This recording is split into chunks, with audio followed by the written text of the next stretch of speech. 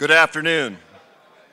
It's my pleasure this afternoon to introduce on stage our last panel of the day, the International Security Panel, moderated by Dr. Carol Silva. Dr. Silva is our co-director of the Institute of Public Policy Research and Analysis and the Edith Kinney Gaylord Presidential Professor of Political Science and Public Policy at the University of Oklahoma. Her research focuses on projects that integrate social, physical, and engineering disciplines to find transformative solutions to our most challenging national security, election, integrity, energy, public health, natural disaster, and environmental problems. Dr. Silva's work has been funded by the National Science Foundation, the Environmental Protection Agency, the Department of Energy, Sandia National Labs, and the National Ocean and Atmospheric Administration. Please join me in welcoming Dr. Carol Silva.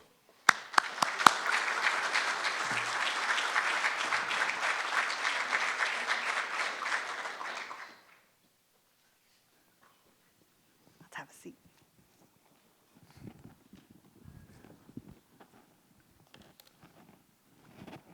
Good afternoon. It's really a great pleasure and an honor to be here today. Thank you for a wonderful conference and an opportunity to meet so many new and interesting people today. I'd really like to say thank you to the OADI team. I'm grateful to be invited today and looking forward to so many new connections and new opportunities that didn't exist before. There have been so many good ideas and so many opportunities, I think, to coordinate and to collaborate moving forward. So, for our final panel today, we're going to move the conversation to the role of disinformation in the national security environment. It's a little bit different than what we've been talking about in some of the other panels today. In a moment, I'm going to have our panelists, I'm going to introduce them and have them tell us a little bit about themselves and some of the work that they're doing. And then I have a few proposed questions that we're going to discuss today. As we get started, I'd like to set the context a little bit for what it is that we're talking about today. So, as a director of an Institute for Public Policy Research and Analysis, I'm a social scientist, so not an engineer, like many of the folks who have been talking so far today.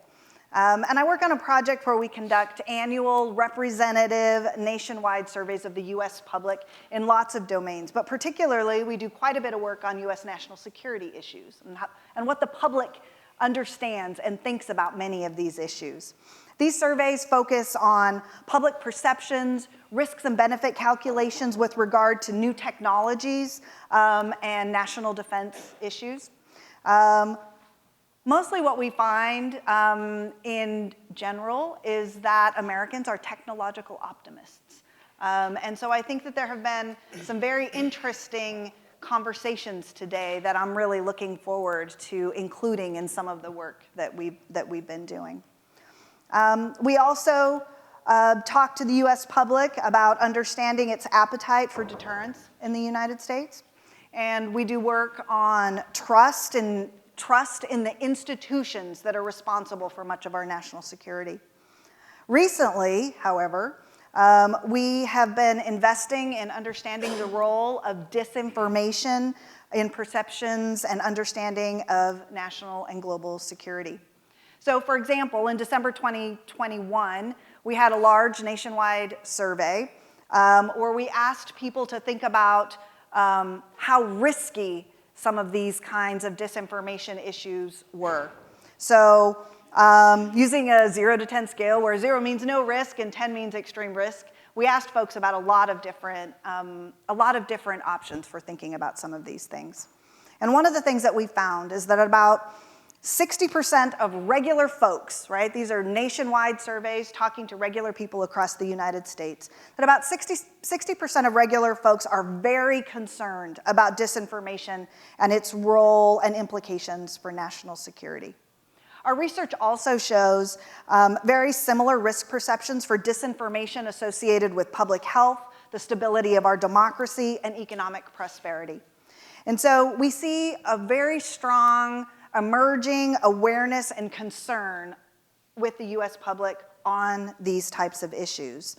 And so as we lead into the conversation that we're having today with our most wise and distinguished panel that we're going to talk to today, I just wanted you to think a little bit about the context, the US context in which this conversation is happening.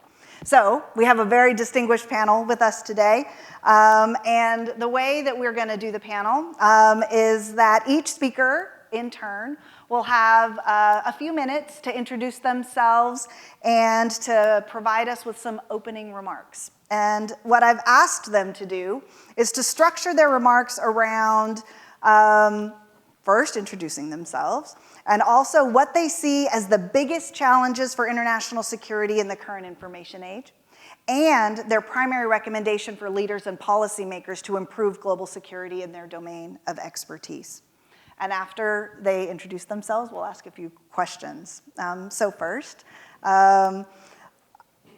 well, I was going to do General Shwedo, but she asked to be first when we went back there. I did not ask for it. No. I was put into this spot, so. Actually, General Shwedo invited her to be first when we were standing back there. He was being a gentleman. Yes, he was, but it messed up my script. Never happens. Here we go, talking about mass malinformation, misinformation, disinformation. Here we go, right there. It was a perfect example for you all. So first, I would like to introduce Dr. Katerina Tsetsura. She's the esteemed Gaylord Family Professor of Public Relations and Strategic Communication at our very own OU Gaylord College of Journalism and Mass Communication. Katerina, if you would please introduce yourself and tell us a little bit about it. Thank you very much. It's such a pleasure to be here and such an honor to be on this panel. And thank you again for inviting me to be part of this symposium.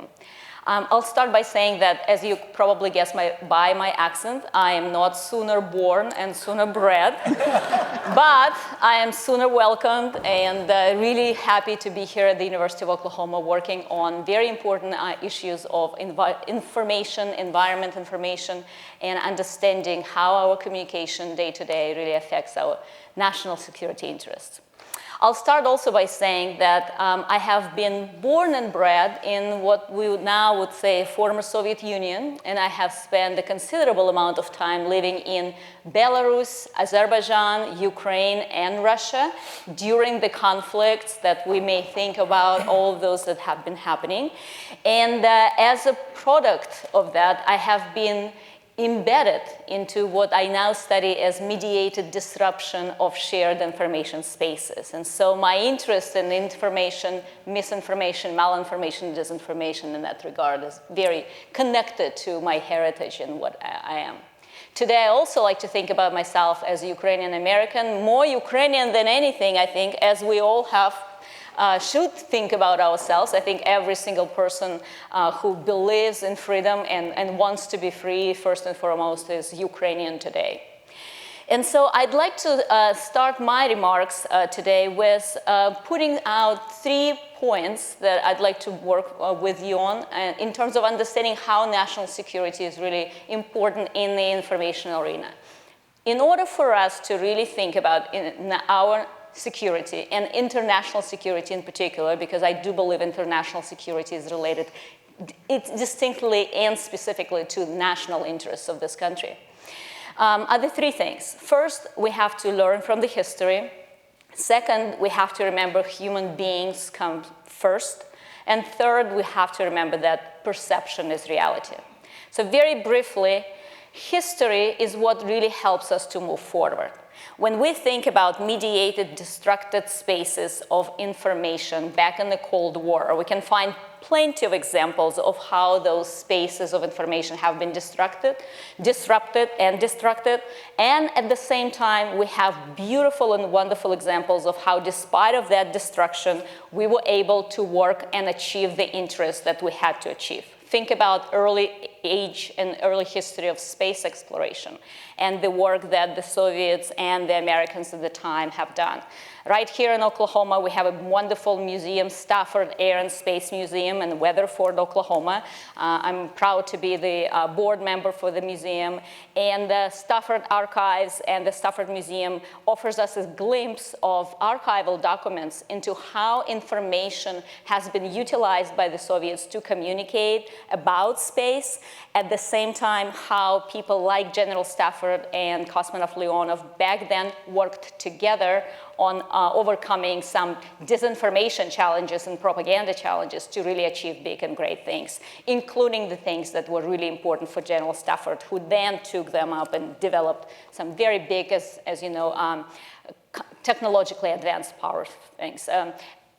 Some of you might also know that he was a very big advocate and proponent and a person who helped develop stealth technologies. So, museum will get a stealth very soon on their premises, which they're very, very excited about. So if you ever want to see stealth, come to Stafford Museum.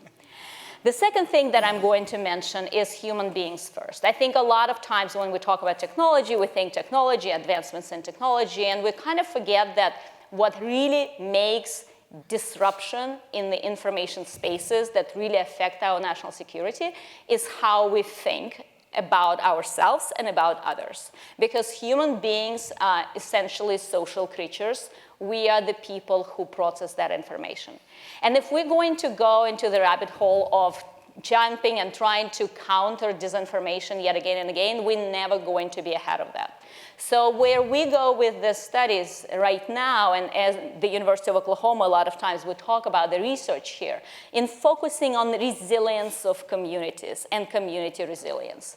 How do we understand the processing of that information, what human beings do with this information, what we as humans really understand this information to be, and why some people do process the information differently. And I can tell you again from my experience living and growing up in the Soviet Union and having a family that was very typical of that, my father has always listened to, Voice of America and Radio Freedom, in the middle of the night, and kind of, that radio waves that do this little click, click, click sound. I still remember that as a child.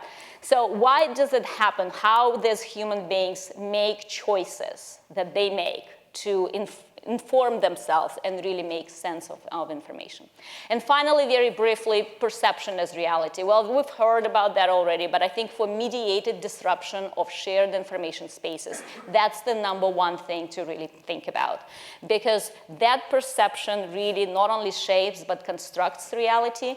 And as we see how Russia today, and Putin's Russia in particular, puts together informational challenges, disinformation and malinformation, how they pack it is what we call in our research matryoshka effect, and how we see this matryoshka effect, information, disinformation, and malinformation goes to space in conversations, marches across steppes in Ukraine, and comes to your own screen on phones. I think we have to remember about the importance of what is it that we really perceive to be reality versus what the reality is. Technology, for example, is what it is only as long as we believe and think about and perceive it as that technology. And I think the latest advances in the war front in Ukraine have demonstrated to us that, as one of the speakers last night making reference to, the second best army in the world suddenly became the second best army in Ukraine. And I think that's a great, referring to Russia, right? It's a very great, I think, illustration of how perception can really be very quickly become a reality for some of them, without necessarily thinking about all the downsides of everything. These capabilities are there, technology is there, but I think we need to remember that sometimes perception is reality and it's constructed. Thank you. Thank you, Katerina. Next, today I've had the real great pleasure of spending time with Bradford Shwedo. General Shwedo is the inaugural director of the Air Force Academy's newly established Institute for Future Conflict. And so General Shwedo, would you please introduce yourself and go ahead and give us some opening remarks, please? I'll just keep it short. So my background's intelligence and cyber, worked for NSA, CIA, stood up the first attack squadrons for the Air Force. But right in the front row is, for the most part, I spent a whole career playing practical jokes on bad guys, and one of the facilitators of all that mayhem is General Carlisle, so thank you, sir. Tomas, in my current job, I'm rapidly finding out I'm a spoiled brat because I have a top secret skiff in my office, and my cadets have got top secret clearances, so we'll work. The bottom line is, when it comes to disinformation and all of these other things, and all I'm going to do is just kind of whet your appetite so we can launch into some questions. But what we're seeing is basically an information war, and I can definitely talk about China. There's sons and daughters of Sun Tzu, but right now we really are using Ukraine as a case study for all of the cadets, and if you talk to the dean, she says BJ Shwedo shapes evil minds. But this is definitely an on-ramp to shape a lot of minds for the future to get into that battle that we're talking about. So first of all, remember the Ukrainians were not going to war because the Russians kept telling the world, we're not going to war, don't worry about it. What you didn't see in the backdrop is a lot of top secret SCI information being released into the wild to counter the Russian narrative. And that's exactly where they were going. Next piece, our critical infrastructure right now is privately held, unlike a despotic country.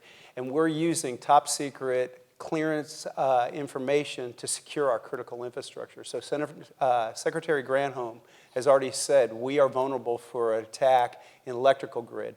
What you're seeing is, you guys know zero-day exploits, so zero-day, bottom line is no one knows about it until zero-day. Well, that's absolutely the wrong time to find out about it, unless you steal those back doors before zero-day and patch yourself.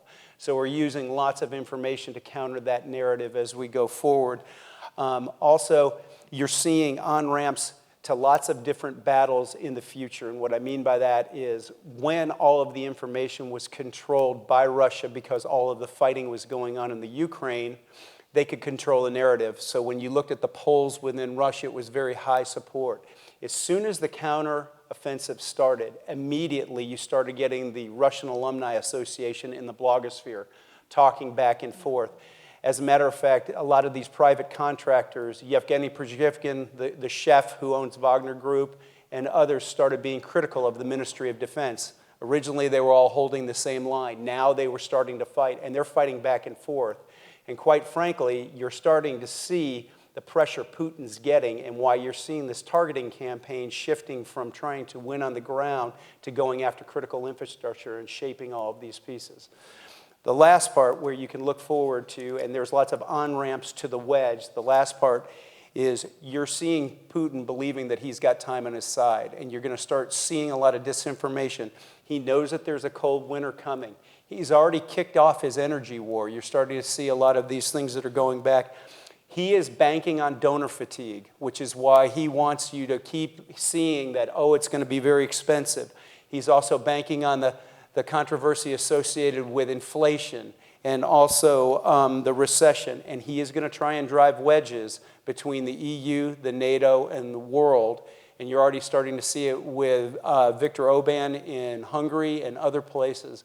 I'll stop because I really want your questions, but there are so many on-ramps, and the cadets actually come up with very good answers across the board. So when you shake their hands, count your fingers, because they're very, very smart in a lot of the counter-narratives that they want to come up with.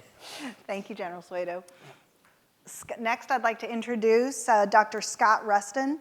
Dr. Ruston is a research professor with Arizona State University's Global Security Initiative and the director of the Center on Narrative, Disinformation, and Strategic Influence. Scott, would you introduce yourself, please? Sure. Good afternoon. First of all, a big thank you to General Kirkland and the whole University of Oklahoma community for the invitation and the warm welcome. I've kept this little bit a secret, but since it's been a theme on many panels to have a football reference, I will admit I may not make it to cocktail hour, to being a Trojan fan, a lifelong Trojan fan. So on behalf of Trojans everywhere, I apologize for stealing your coach and your quarterback.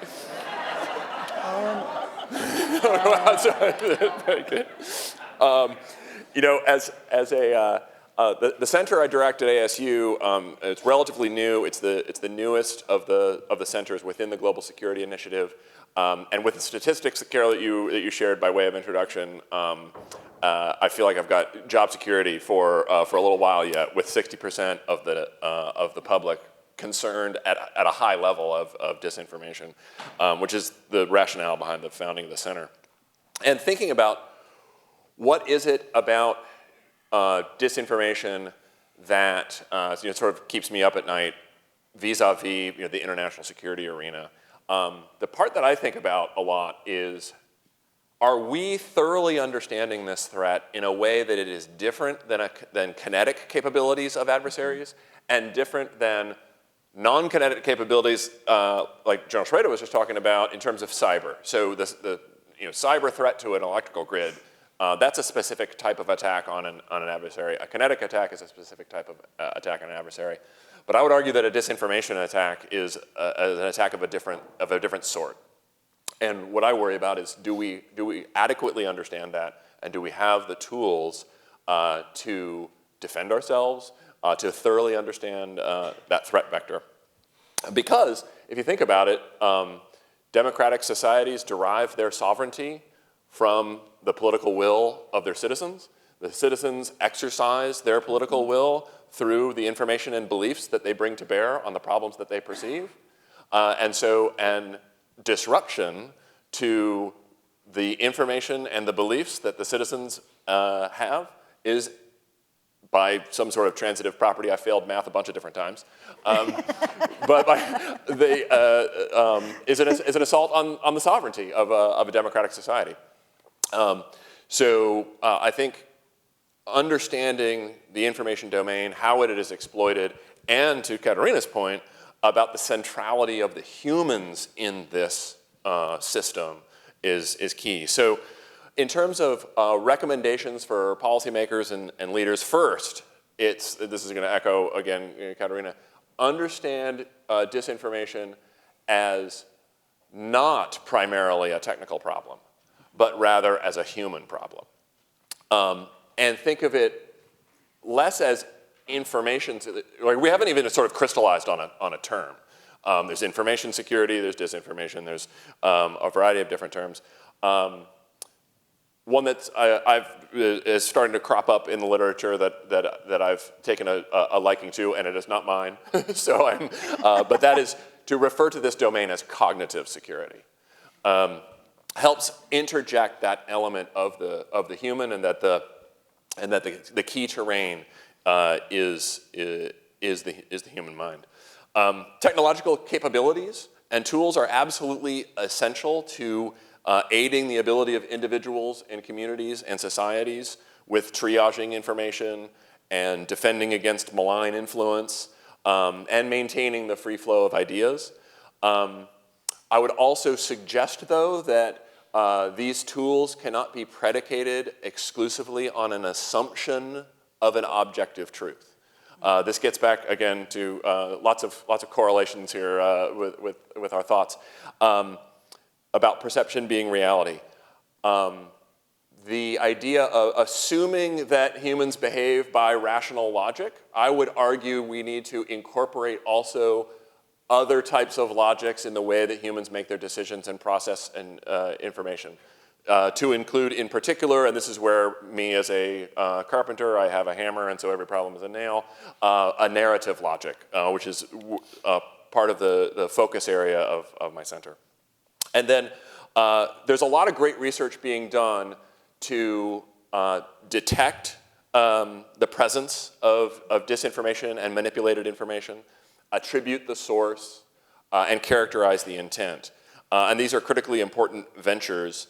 But I would argue that along the lines of understanding that the humans are central to the problem is we need to add additional focus as to why certain types of information and influence campaigns are socially and politically corrosive, but why they also spread and metastasize.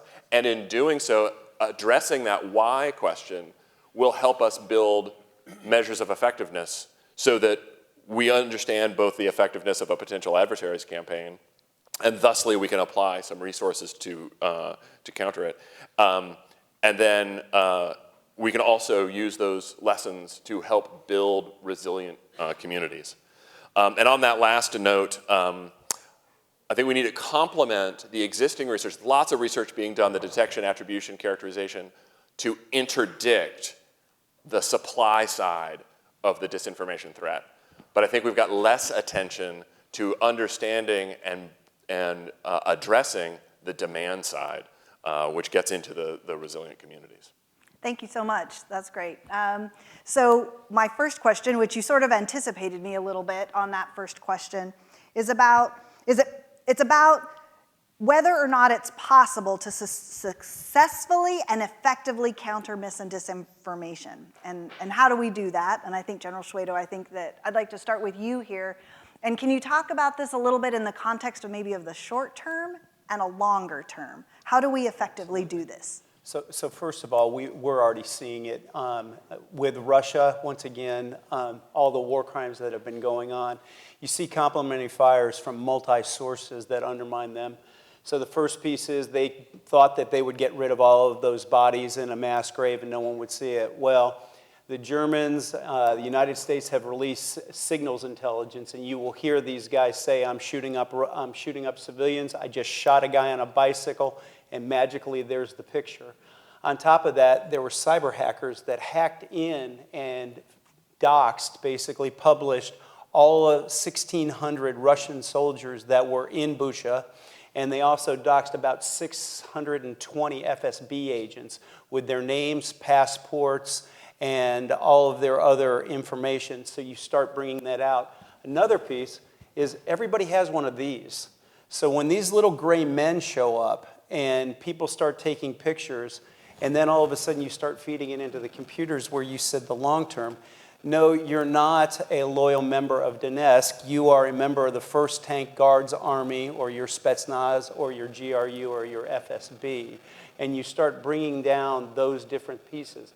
The future is just going to get uglier for them. And quite frankly, the CIA and other places have a lot harder time trying to insert human assets because of all of these complementary fires across. I could talk all day, but I know you could. I know you could. We have been Yep. talking all day today about some of these things. Katerina, would you like to add some comments to Yes, this? And then I maybe. want to go back. I want to ask you about workforce development in that domain. Yeah, if you don't mind, I'll just pick up on that because I think you're absolutely right. One of the weakest possible things for disinformation to grow is the democracy, because you can have access to so much information and you have this ability to really have freedom of speech, and that's where information pollution takes place and happens. And what we see in Ukraine right now, with the help of allies and the United States really leading these efforts, Ukrainians are utilizing it very actively and very aggressively. You know, they have Ukrainian PR army, they have a Ukrainian technological army, right? We all have those as props for today's panel, right? You take your Telegram channels and you see multiple channels where people show their videos and match this together and release this amounts of information into the domain. And I think, again, going back to how do we counter disinformation, we release more information that is accurate and true. And the very fact that CIA really leaked those channels about Russians prepping to go to Ukraine in the first place in February and continuing to feed this factual information that is supported without saying, you know, go ahead and prove it. We're just sharing this information with you, really disrupt the trajectory to which traditionally the Soviet Union and Russia has really followed in terms of let me control the information narrative and don't let anything to know.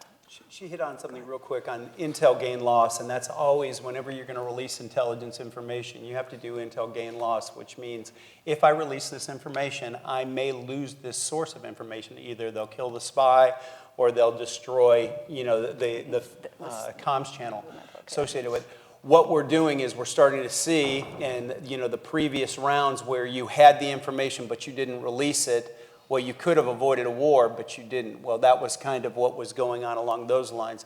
Another piece is this can betray you more times than you want, not just locations, but we've had folks take pictures and say, I am killing lots of Americans, and here is my comm center. And we've got great airmen, and they all of a sudden figure out where that building is, and they put an aim mark right on it, and we've seen us trash a zillion people. So the facilitation of information for the future comes in all directions, along the lines of counterinformation, along the lines of real-time targeting, and if you're going to be in that information war, back to the intel gain loss, you've got to start being more risk averse of, no, you're not going to release that information, because it is nice to know, but if it can stop a war, which it didn't, we knew they were lying the entire time, but definitely you can see it in war crimes type things, and you're going to start seeing more sensitive information being released, and most importantly, though, due to the cell phone and others, you may not have to release the sensitive because there's so many complementary fires from the open source, and you're finding the intelligence community using more open source information. Wow. Scott, I know you wanted to add to that, please. Just real quick to add on to this flooding the zone with credible, factual information, I think it's important also to think about what is the format that information is being structured to, and make it appropriate to the audience that is your intended audience that you're trying to influence. So nesting those pieces of information within a narrative structure that provides the coherence and the fidelity for the audience group that you're trying to influence. And then there's a variety of other techniques that are being experimented with. This idea, in terms of countering disinformation, the idea of inoculation or pre-bunking has, at least in the laboratory, has proven some degree of effect. The question right now is its lasting effects. But when you pair some of those things with techniques like that, or nudges and friction in the spread, right, with the credible, factual elements, and then nesting with the narrative logic, now you've got a suite of interleaved response techniques.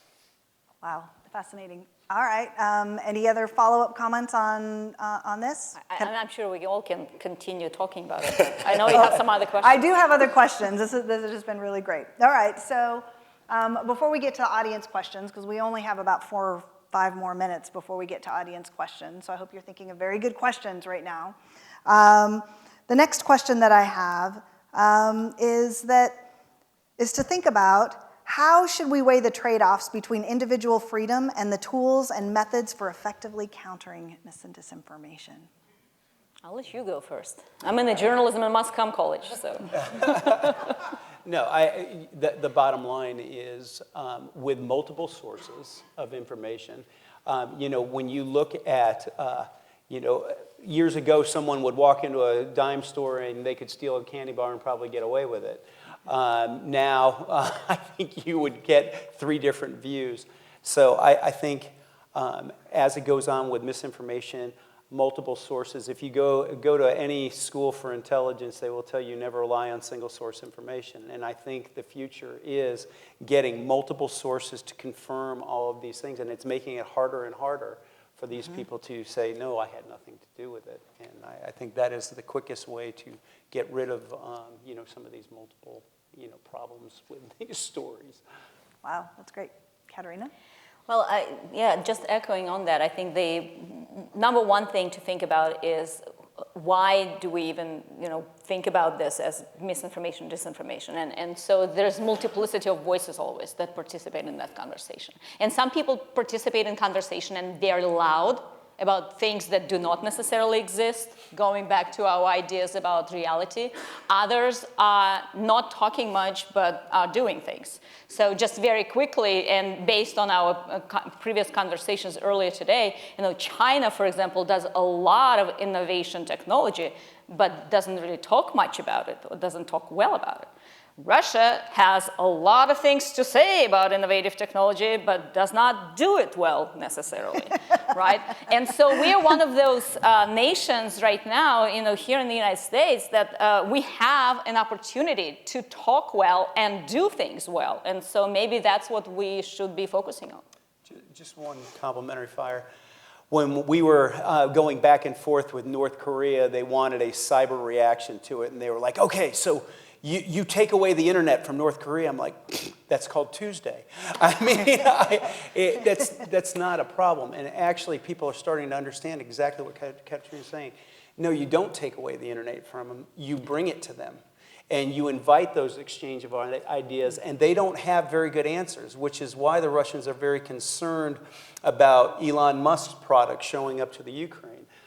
There was talk about the State Department bringing internet capability to China. They called it subversion in a suitcase because they were scared to death that we would circumvent the Great Firewall of China. I think this great free flow of ideas is probably the biggest enemy to a disinformation state. Scott? I would say, you're thinking about the long view. How do we create the conditions where, this is sort of my comment earlier about the demand side of disinformation. And I think it was General Schaefer had remarked about what are some of the skills that he's looking for in his domain within the Air Force. Critical thinkers, people that are digitally literate.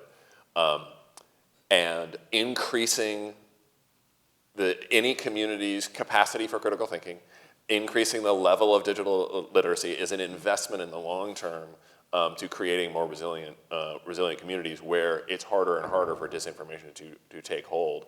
And there isn't even the appeal. This is one of the great techniques of the purveyors of disinformation is the ability to push emotional buttons and create a market for their product. The analogies to the drug war are trenchant.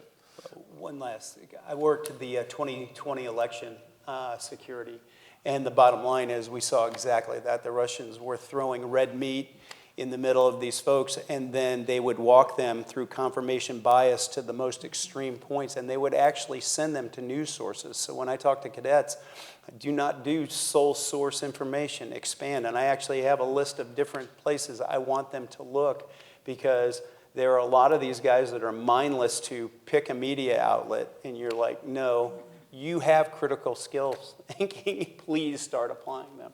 Go ahead. Thank you. Wow. Wow. Well, I would very much like to have the chance for us to ask a few questions of these most esteemed and wise folks. So we have about 8 minutes for questions. So any takers? This is a great conversation. I'm Mike Stice, Dean of the College of Earth and Energy. What I'm finding fascinating is how sophisticated the players are who are putting out disinformation and the high quality disinformation. So where do we go to find the truth? It's very entertaining to watch Twitter these days because you see so much misinformation and about half the people who are on the thread buy it. So how are we going to get to the truth?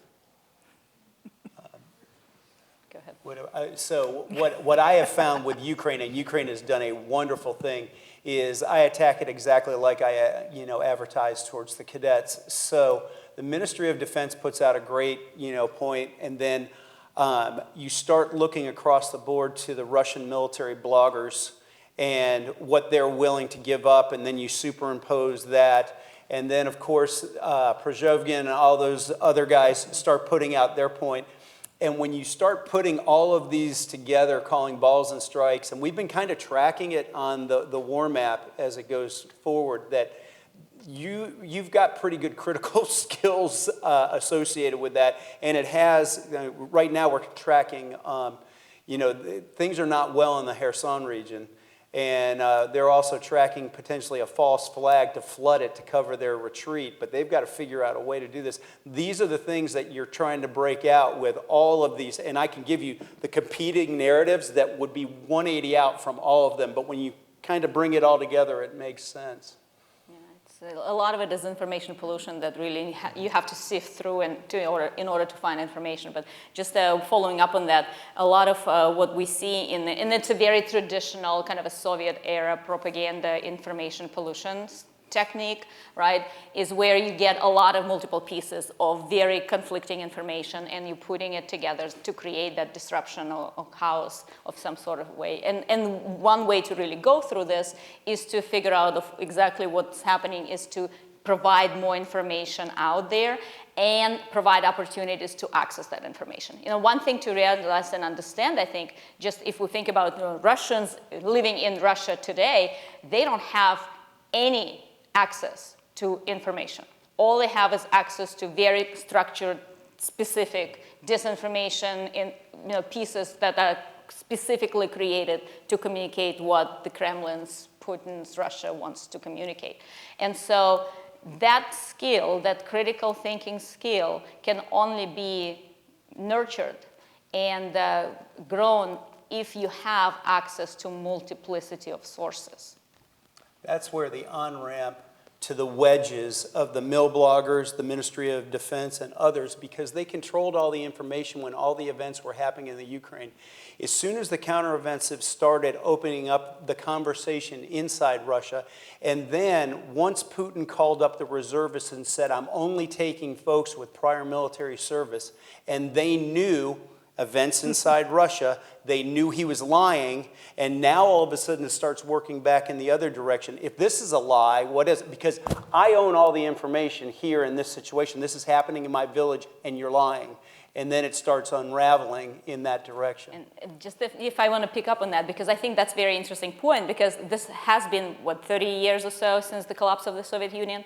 And the Soviet mentality technique, right, is that you always know that, your government is lying to you, right? Like, whatever you read, you have to just do it 180 degrees. 180 degrees, I'm not doing it, that's you, right? That's not me. Yeah, you're doing 180 degrees, then you know what's going on. That skill to read between the lines has been lost in the last 30 years in Russia. Now we're getting it back very rapidly thanks to what's happening in Ukraine and the abilities of our allies, Ukrainians and the United States allies, to remove those barriers to get access to information. And then suddenly people see that again, that, everything that they say, it has to be 180 degrees. And that's an amazing, I think, development just in the past couple of months of how that information is traveled. Thank you. I have Dr. Raymond and then Dr. Connolly, please. Thank you so much for a great panel. A couple of things. To the general, I think I heard you say that there's been a real change in the use of zero-day vulnerabilities by disclosing the critical infrastructure sector. Right. So I'm wondering if you could talk a little bit about the change in the equities process that must have gone on within the US government to sort of change the balance on that decision. And then to sort of ask you about the sort of place in the supply chain where that disclosure is and should happen. Is it at the infrastructure operator, or is it at their supplier, their IT supplier? Where is the sort of point in the supply chain? And the second thing is on the disinformation stuff, I want to sort of push back against what I think has been a nicely optimistic sort of view about flooding the zone with truthful content. To what extent does that depend on video? And to the extent that that depends on video and people's very specific reactions to video, imagine a world of abundant, high-quality deepfakes. And how does that technique then lose its efficacy? You're 100% right. So I guess I'll work it in opposite order. When you talk about deepfakes, others, that is why you hear me say multiple source. When you go to intelligence school, they'll never let you get away with single source reporting. So that's the complementary fires to undermine a lot of those pieces. But you're right, deepfakes are definitely something we teach, and it's been employed in Ukraine. It was a very poor example. Back to the zero-day sector. We understand that 16 critical infrastructures in the United States is not held by the government. It's privately held, and we watch a lot of these guys actually use lobbying money to get the cyber experts out of their chili. They don't want DHS or NSA or anybody else giving them a confined space.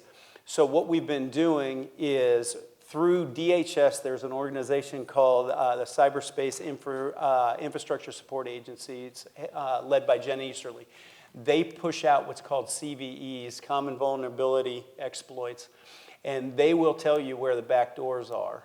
And we hear from what the bad guys are going to use to get those things out. Believe it or not, there are people that take their time with these exploits, and they leave themselves vulnerable. Experian, they had 147 million people's information compromised, and they're going to get sued for $424 million. They had 6 months to patch this, and they didn't do it. So those are things that they're trying to work out along those lines.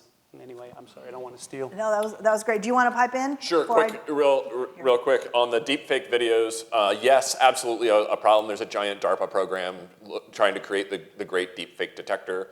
I'm dubious about its, I think it's going to be a successful program that's going to be able to detect deepfakes. I think really the optimistic angle, and I try and be an optimist on alternate Thursdays and months beginning with the trajectory of deepfake videos will go the same trajectory as photoshopped images. Eventually, everybody's going to figure out and start to become suspicious of it. Right. So that gets back to General Shwedo's comment about triangulating between multiple sources, and this would be for our own domestic news consumption. It's going to have to become part of regular practice. Is that if you're to be suspicious of each and every source that you're reading until you've triangulated enough sources to zero in on. And maybe just to pick up on that, we already see it in open sphere. That's why journalism and mass communication college comes in, right? We always teach journalists to use multiple sources. And Bellingcat is a great example of the open source ability to really figure out very quickly how those deep fakes are really not that deep. Great. Dr. Connolly, a quick question, please, before we have to go. I'm a psychologist who has spent quite a bit of her career looking at and trying to understand the motivation, the human motivations behind how people get sucked into extreme ideologies, into disinformation. And I think that the human element here cannot be underestimated. I 100% agree. This is such a great panel, and thank you for all for being here. I guess I just, think about and somewhat maybe awkwardly turn us inward towards our own society, because we have many in the U.S.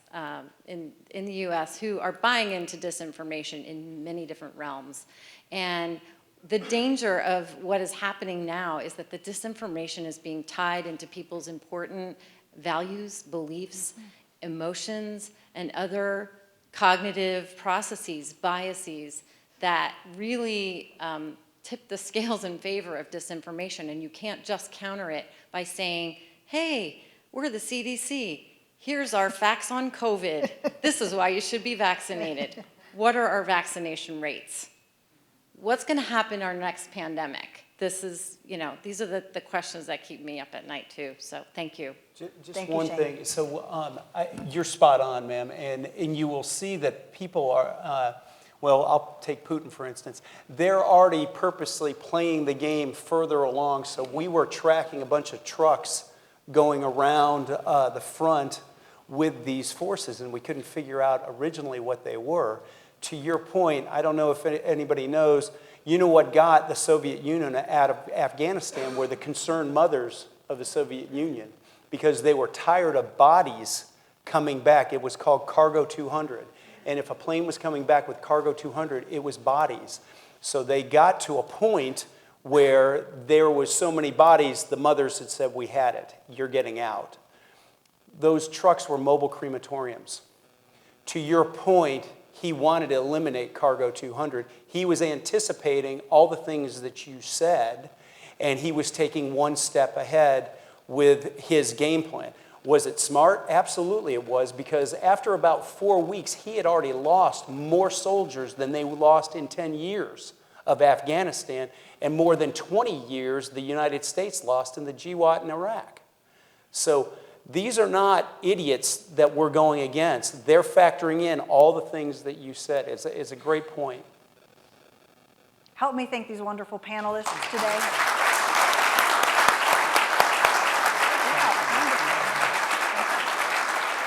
Are we done? All righty.